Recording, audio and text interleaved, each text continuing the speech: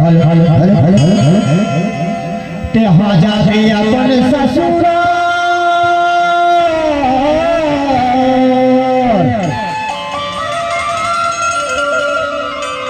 अरे पूरे करके रहा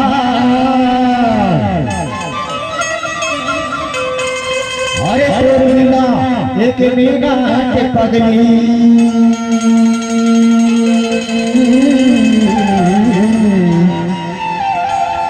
और हमें बने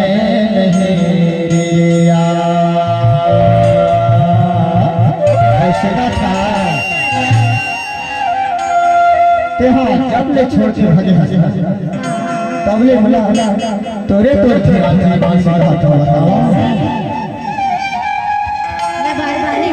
नहीं देखने वाले तो नहीं था अरे हम माने तो छाती में फाड़ के लगा था तो मन से कहीं कहां से फाड़ ऐसे अरे मारे तो कहा था अरे छोड़ दे वो नहीं लागे गया तोर पापी चुला